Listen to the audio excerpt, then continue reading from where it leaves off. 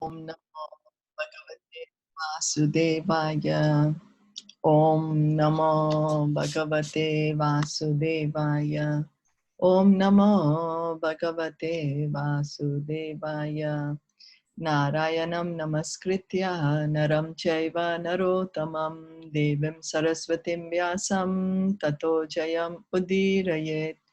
Nashta Prayeshu Abhadreshu Nityam Bhagavata Sevaya Bhagavate Uttama Shloke Bhaktir Bhavati Neshtiki Om Jnana Timirandasya Gyananjana Shalakaya Chakshuran Militam Yena Tasmai Shri Guruve Namaha Sri Chaitanya Manobhistam Stapitam Yena Bhutale Swayam Rupa Kadamayam Dadati Swapadantikam Vandeham Shri Guru Shri Yuta Padakamalam Shri Gurun Vaishnavamscha Shri Rupam Sagarajatam Sahagana Raghunathan Vitam Tam Sajivam Sadvaitam Savadutam Parijana Sahitam Krishna Chaitanya Devam Shri Radha Krishna Padan Sahagana Lalita Shri Vishakan Vitamscha He Krishna Karuna Sindhu Deenabandhu Jagatpate Gopesha Gopika Kanta Radha Kanta Namostute Tapta Kanchana Gaurangi Radhe Vrindavaneshwari Vrishabhanu Sute Devi Pranamami Hari Priye Nama Om Vishnu Padaya Krishna Presthaya Bhutale Srimate Bhaktivedanta Swamin Iti Namine Namaste Saraswati Deve Gauravani Pracharine Nirviseshasha Shunyavade Paschatya Deshatarine Vanchakalpa tarubhyascha kripa sindhu eva cha patitanam pavanebhyo vaishnavebhyo namo namaha. Jai Sri Krishna Chaitanya Prabhu Nityananda Shri Advaita Gadadhara Shri Vasadi Gaura Bhakta Vrinda Hare Krishna Krishna Krishna Hare Hare Hare Rama Rama Rama Hare Hare.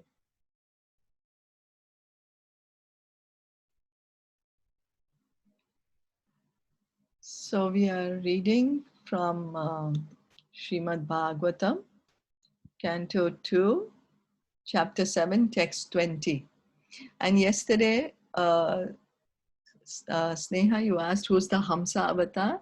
So the Hamsa avatar, his teachings are explained in the 11th canto, 13th chapter of the Srimad Bhagavatam, where the four Kumaras who are the sons of Brahma, they were asking Brahma how to give up sense gratification. And Brahma told them, I myself am troubled by my mind, all these duties I have to do.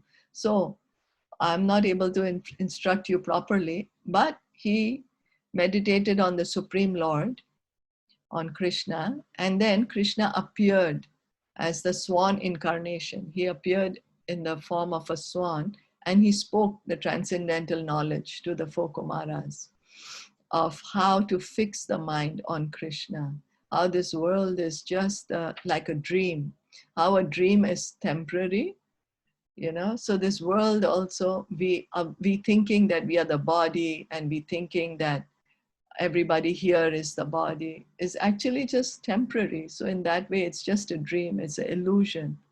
So he said, just fix your mind on me and engage in devotional service, and you will come to me. You know, be in the world, but don't think that this, what you're seeing is the reality. The true reality is everybody is part and parcel of me. And then the four Kumaras, they got the transcendental knowledge, and they engaged in transcendental loving service to Krishna. So Hamsa Avatar came in the form of the swan to instruct them. Okay, thank you. Welcome. So reading on, text 20. Chakram cha dikshva avihatam dashasu swatejo manvantareshu manuvamsha dharo bhibharti duteshu rajasu damam vyadhatat swakirtem satyetri sprishtha ushatim prasthayams charitrahe. Translation and purport by His Divine Grace, A.C. Bhaktivedanta Swami Srila Prabhupada. As the incarnation of Manu, the Lord became the descendant of the Manu dynasty and ruled over the miscreant kingly order, subduing them by His powerful wheel weapon. Undeterred in all circumstances, His rule was characterized by His glorious fame, which spread over the three lokas, and above them to the planetary system of Satyaloka, the topmost in the universe. We have already discussed the incarnations of Manu in the first canto. In one day of Brahma, there are 14 Manus, changing one after another. In that way, there are 420 Manus in a month of Brahma and 5,040 Manus in 1 year of Brahma. Brahma lives for 100 years according to his calculation, and as such, there are 504,000 Manus in the jurisdiction of one Brahma. Can we even imagine how long does Lord Brahma live? Because in 1 day of Brahma, there are 14 Manus, and each Manu lives for 71 cycles, 71 of the Chatur Yugas. So there are innumerable Brahmas, and all of them live only during one breathing period of Mahavishnu.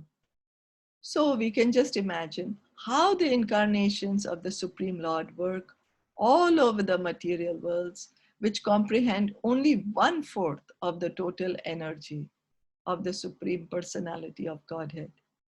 The Manvantara incarnation chastises all the miscreant rulers of different planets with as much power as that of the Supreme Personality of Godhead, who punishes the miscreants with his wheel weapon. The Manvantara incarnations disseminate the transcendental glories of the Lord. So Lord Krishna, he appears in each Manvantara. And then as in the incarnation of Manu, Manu is the father of mankind, and he makes the laws of how a human being should act and how he should not act. So just imagine how many incarnations of Krishna are there. It's unlimited. We just know very, very tiny spark of his total incarnations. They are unlimited. Impossible for us to count all of them. So reading on text 21, Dhanvantarischa Bhagwan Swayam Eva Kirtir Namna Nirnam Pura Rujam Ruja Ashuhanti Yagnecha Bhagam Amritayur Avavarudha Ayushya Vedam Anushasati Avatirya Loke. The Lord, in his incarnation of Dhanvantari, very quickly cures the diseases of the ever-diseased living entities simply by his fame personified, and only because of him do the demigods achieve long lives. Thus, the personality of Godhead becomes ever glorified. He also exacted a share from the sacrifice, and it is he only who inaugurated the medical science or the knowledge of medicine in the universe. So who's the original doctor? It is Krishna in his form as Dhanvantari, the Ayurvedic science. As stated in the beginning of the Srimad Bhagavatam, everything emanates from the ultimate source of the personality of Godhead.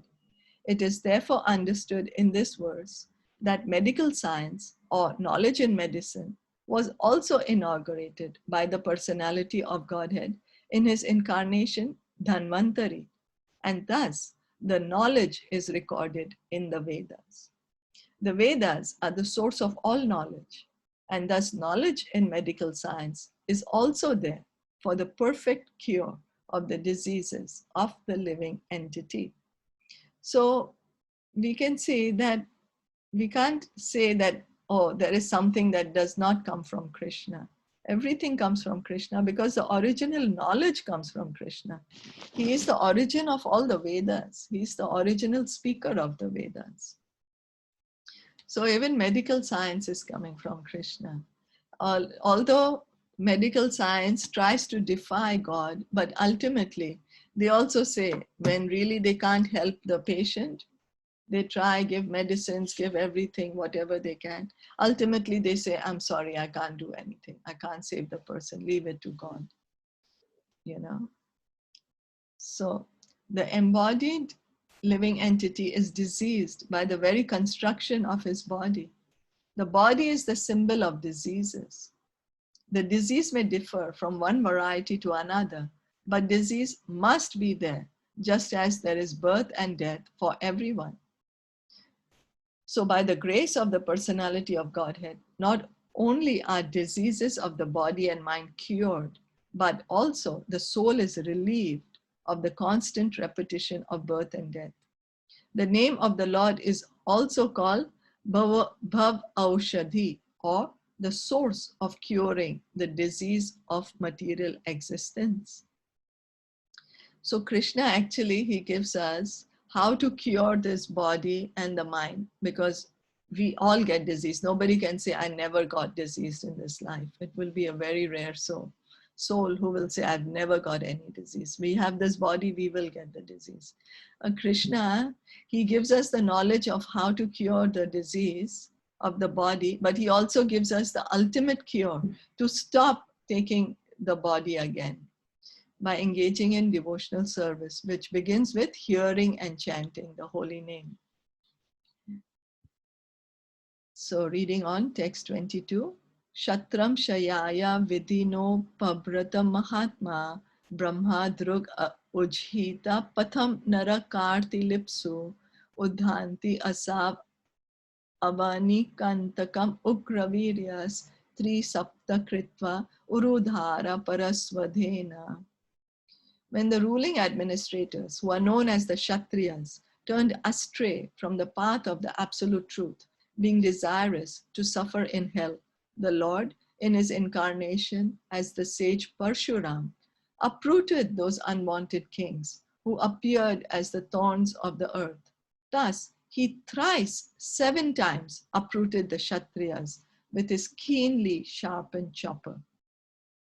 The Kshatriyas, or the ruling administrators of any part of the universe, either on this planet or on the other planets, are factually the representatives of the almighty personality of Godhead, and they are meant to lead the subjects towards the path of God realization. So actually the kings, they are meant to be Raj Rishis. They are meant to be rishis in the body of kings. They're supposed to rule the subjects with one aim in mind, to help everyone to attain the ultimate goal of human life. That is the duty of a king, because he's a representative of God. The duty of a leader is to make sure that everybody understands what's the ultimate goal of human life, and so everybody can be engaged peacefully and happily in whatever occupation they have, keeping the higher goal in mind. So the kings like Yudhishthir, Parikshit Maharaj, they were like this Raj Rishis. That's why Krishna wanted the devotees to rule the world, so everybody can be taken care of materially and spiritually. So every state and its administrators, regardless of the nature of the administration, monarchy or democracy, oligarchy or dictatorship or autocracy, have the prime responsibility to lead the citizens toward God realization. So this is what's the responsibility of a leader. The responsibility of the government is not that they should fight for political reasons with one another for power and see who's more powerful and who can stay in power for longer term. But the responsibility of the leader is to to disseminate this knowledge to common man, that the higher knowledge, that the goal of human life is God realization, is to love God. This is essential for all human beings, and it is the duty of the Father, spiritual master, and ultimately the state to take up the responsibility of leading the citizens towards this end. The whole creation of material existence is made for this purpose, just to give a chance to the fallen souls who rebelled against the will of the Supreme Father and thus became conditioned by the material nature. So the whole creation is created for this purpose, for us to realize that this is not our permanent home. This is a temporary, dreamlike state that we are in. And our true reality is that we have an eternal loving relationship with God, and that we are eternal souls, part and parcel of God. So it's the responsibility of the leaders. Father is a leader. He gives knowledge to his children. So it's a responsibility of the father to teach the children this knowledge.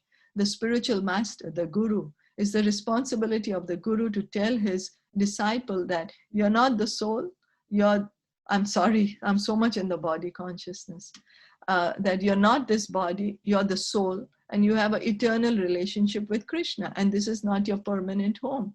You need to engage in devotional service to go back home.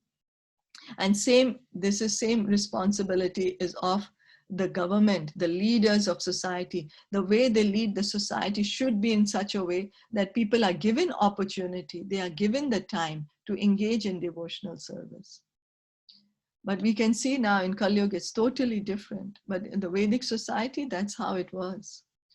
The whole creation of material existence is made for this purpose, just to give a chance to the fallen souls who rebelled against the will of the Supreme Father and thus became conditioned by material nature.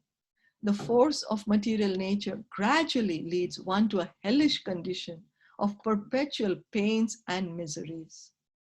Thus, those going against the prescribed rules and regulations of conditional life are called Brahmojitas Pathas, or persons going against the path of the absolute truth, and they are liable to be punished. Lord Parshuram, the incarnation of the personality of Godhead, appeared in such a state of worldly affairs and killed all the miscreant kings 21 times. So because the kingly order, they were not doing their duty. They were not ruling over their subjects in a manner that everyone can be happy materially and can be engaged in devotional service, can understand what's the higher truth. So because of that, Parshuram killed the Kshatriyas, 21 generations of Kshatriyas, because they were not actually the true kings. They were demons in the bodies of kings. They were taking the position of a king, but not doing the duty of what a king is supposed to do. Many Kshatriya kings fled from India to other parts of the world at that time. And according to the authority of Mahabharata, the kings of Egypt originally migrated from India because of Parshuram's program of chastisement. The kings or administrators are similarly chastised in all circumstances whenever they become godless and plan a godless civilization. That is the order of the Almighty. So we can see that how great a responsibility it is if we become a leader, that we should teach everybody about God. But it's such a sad situation right now that our modern leaders, instead of teaching us about God, instead of making us more God conscious, the way the society is devised nowadays, the way it's designed now, is taking us away from God more and more, making us more and more materialistic, making us think more and more that we are the body. It's a very sad state of affairs. So it is our responsibility. Each of us has to become a leader. Each of us should try to live in such a way and explain this to others, because each of us is suffering. Each of us is suffering because we are taking the body to be the self, and the body is the cause of suffering. So it is our responsibility then to tell everybody about Krishna. Tell everybody that we are not the body, we are the soul. Engage in devotional service and become happy.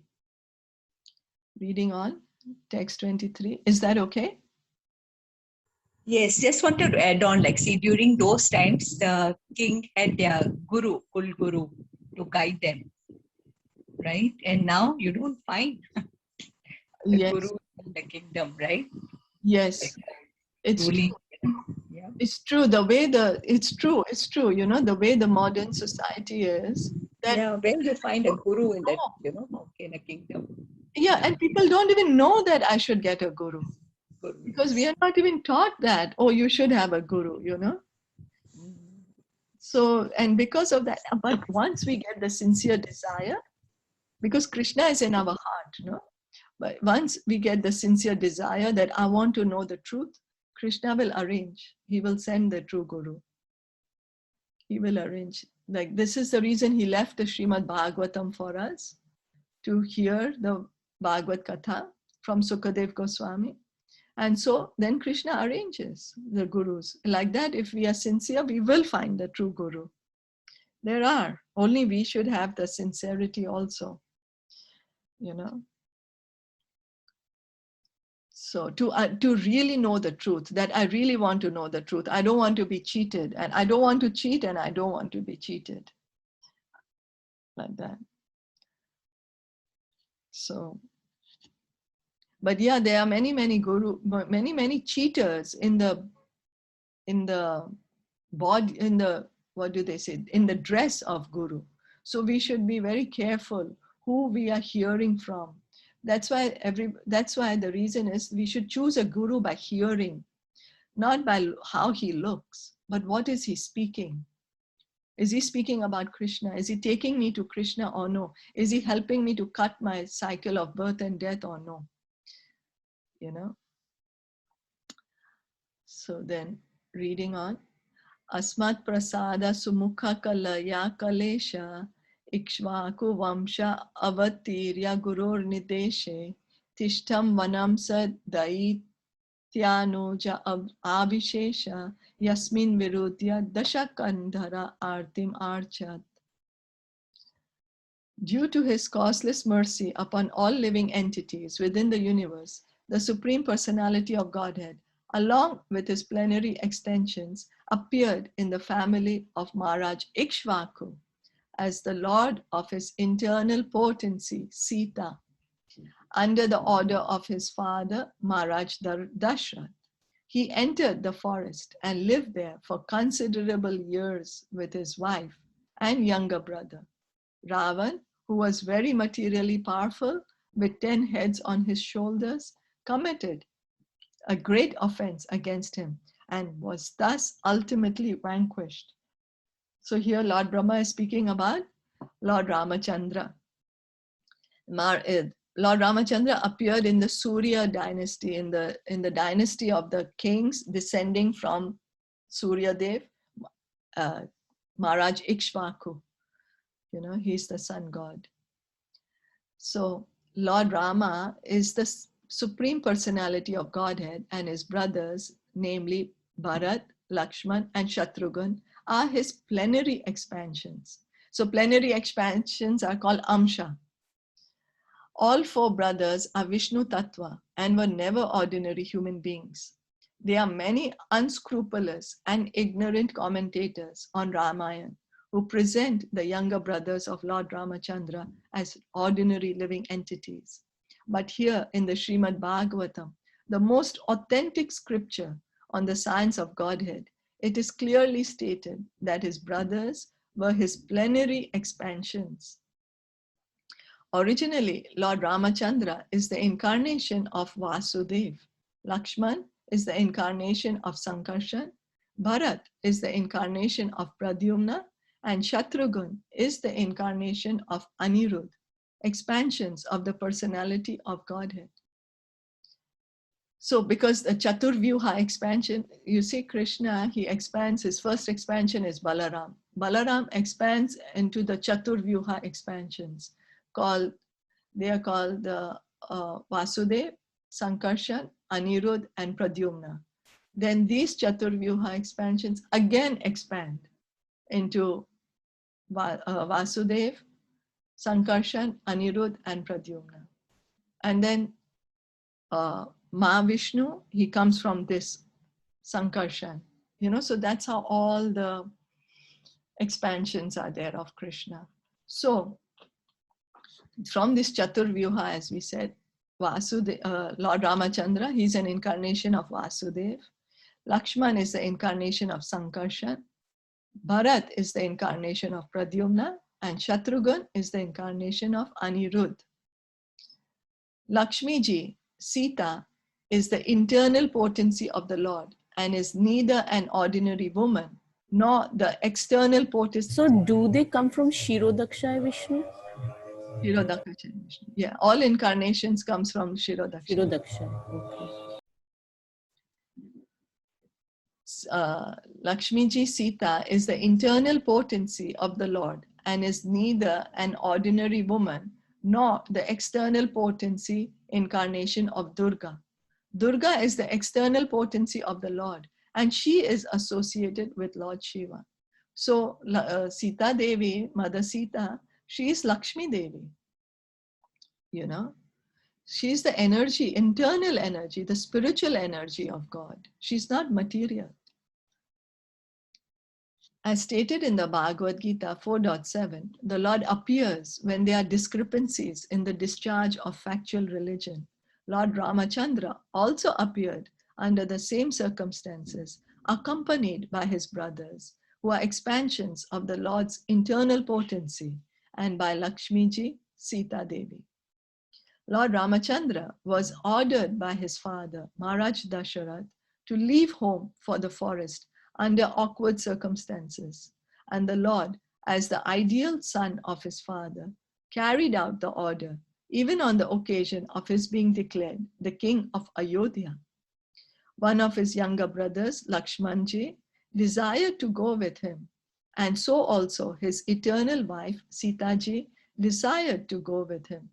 The Lord agreed to both of them, and all together they entered the Dandakaranya forest to live there for 14 years. During their stay in the forest, there was some quarrel between Ramachandra and Ravan, and the latter kidnapped the Lord's wife Sita. The quarrel ended in vanquishing of the greatly powerful Ravan, along with all his kingdom and family. So there's a short description of Ramayana.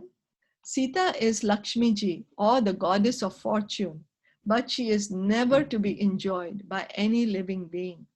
She is meant for being worshipped by the living being along with her husband, Sri Ramachandra. A materialistic man like Ravan does not understand this great truth, but on the contrary, he wants to snatch Sita Devi from the custody of Rama and thus incurs great miseries.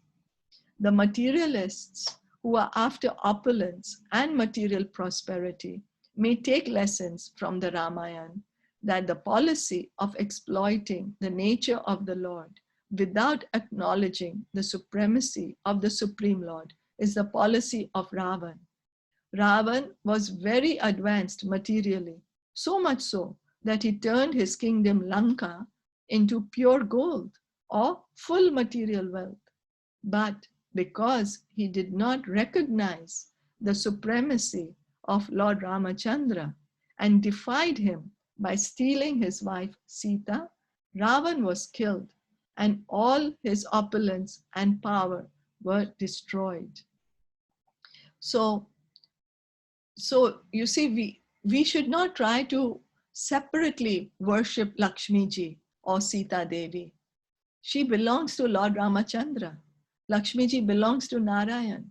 If we are trying to worship only Lakshmi Devi, that give me so much wealth, give me wealth, but I don't want Narayan, then we are acting like Ravan. That's what Ravan did. He wanted Sita Devi for herself. She's the original of all opulence. So we are always wanting opulence of Krishna, but we do not want Krishna. That is the tendency we have to change. We have to change that. We should worship Sita Ram together. Lakshmi ji with Narayan together. Lakshmi ji will stay only where Narayan is. If we pray only to Lakshmi ji, she might stay for some time, but she's chanchal. She will not stay there for very long.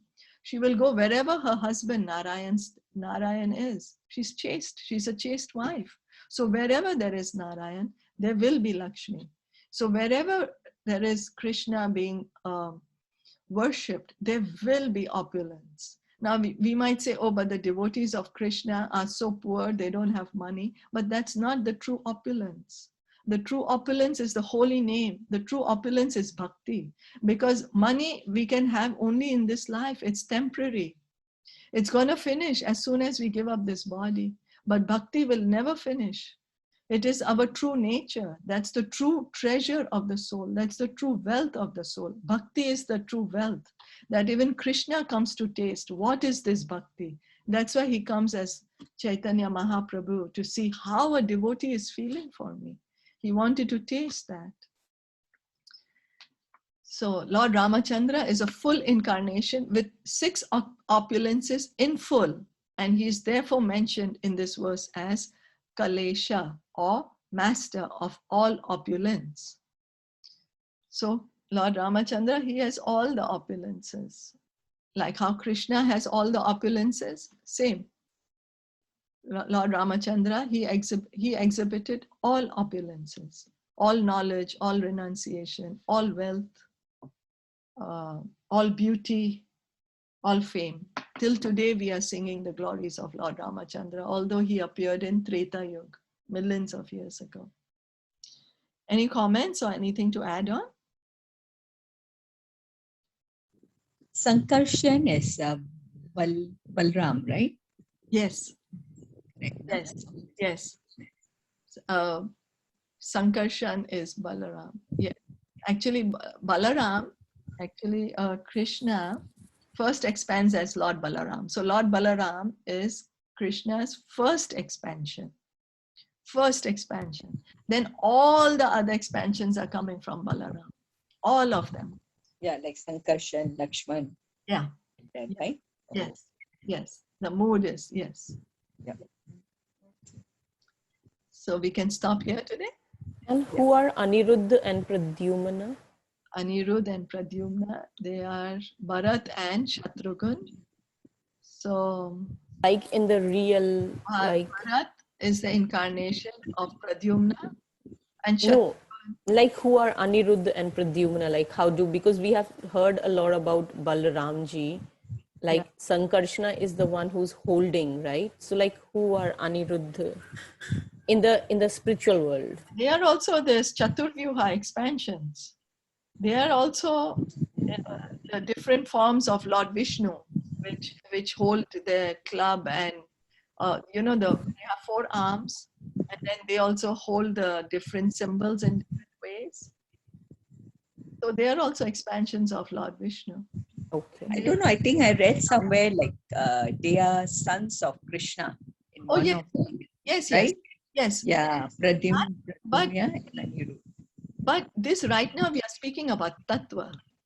This Pradyumna and Aniruddha, we are speaking about the Vishnu Tattva, right? So what was that then? So the Pradyumna and Aniruddha, the Pradyumna is Krishna's son and Aniruddha is Pradyumna's son. So Correct. I'm not sure, are they coming from the original Pradyumna and Aniruddha? Where they are coming from, I'm not sure. Whose expansion are they? I'm not sure of that. And Lord Aniruddha is the Lord of the mind. Lord of the mind. Oh. Yeah, he's the Lord of the mind. We can't control our mind. We can pray to Lord Aniruddha. Please help me control my mind. Yeah. So, is that okay? Yes, thank you. So we can stop here then. Srimad Bhagavatam ki jai, Srila Prabhupada. Jai. Thank you for joining.